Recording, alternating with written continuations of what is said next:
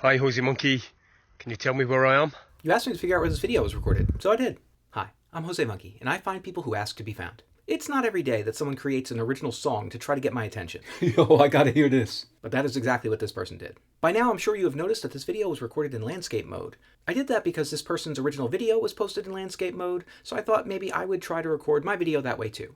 So if you're watching on TikTok, you might want to hit that button down at the bottom to make this full screen. Okay, there's a bit of a backstory that goes with this video Okay, here we go. that culminates with this person sending me a josemonkey theme song. So let me tell you about that. Okay, so this person sent me this video in July of last year. Of course, as often happens, I didn't see it when they originally posted. So 3 days after they posted it, they tagged me again, declaring victory and saying that they had outsmarted me. And guys, if I had a nickel for every time someone said, "I guess my video was too hard," only to learn that I had never even seen their video before, well, I'm just saying, it'd be a lot of nickels.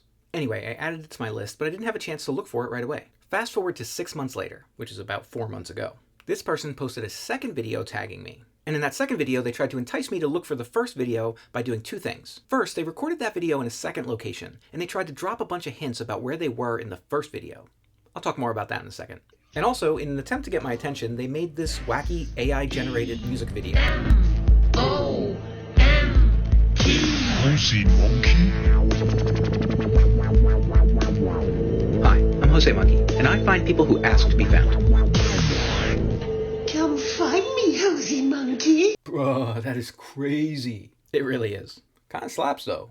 Anyway, the whole song is a bit longer than that, so if you're interested, you can go to that person's profile to check it out. If you happen to be over here right now, I'll make sure that there's a link in the description. By the way, shout out to Karen from Lettering by Karen. You may have recognized her Find Me josemonkey design in that video. Okay, so can we talk about the part where this person wanted to give me some hints about the location? Guys, I have a request here. If you send me a video and I have not yet done it, please don't send me unsolicited hints and clues to try to get me to look at it. I guess that people do this because they assume that if I haven't done their video, maybe it was because it was too difficult and they're trying to help me out. But guys, it's actually really frustrating to me if you do that. I don't really want you to give me any additional information that wasn't in the original video. And by the way, I cannot recall a time when I asked someone to give me a hint. And here's the thing.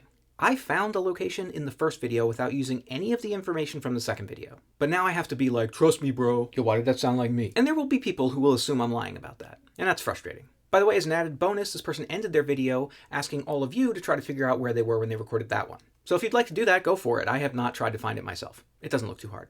Okay, sorry for the long backstory. Let's get to the video. I'm not going to show the whole thing because it's really long, but I'll talk you through it. Bro, you didn't say it. Oh, so what can we see? This person asks to be found, and the way that they spoke immediately made me think that they might be from Scotland. Hi, josemonkey. Can you tell me where I am? I'm not great at recognizing accents, and I could be wrong about that, but that's what my gut was telling me, so I was thinking Scotland right away. They panned the camera all around, and we could see some houses and trees, and it appears that they're on some kind of walking path. At one point, they zoom in to give us a better look at some of the features here. One of the first things I noticed when they did that are these wires that we see here. I got the sense that we would find train tracks underneath those wires. I made a note of some of the buildings that we see here, thinking that I'd probably need to use those to confirm the location later. And then as they turn the camera to the right here, we get an important clue. It looks as if we can see a body of water here, but we can also see what appear to be the tops of smokestacks and maybe cooling towers. And that's really about it. Okay, so the presence of cooling towers told me that this was very likely some kind of power plant or other industrial facility. Like I said, I assumed this was Scotland, so I just started looking for images of cooling towers in Scotland. And almost all the results I got initially were for the Chapelcross nuclear plant. I figured that might be the right place, so I went to go check it out. But according to Wikipedia, it looks like that plant is in the process of being decommissioned, and those cooling towers were actually demolished in 2007. So that probably wasn't it. Yo, maybe they recorded it in 2007. I don't think anybody knew who josemonkey was in 2007. Maybe bro was a time traveler. Perhaps, but I don't really think so.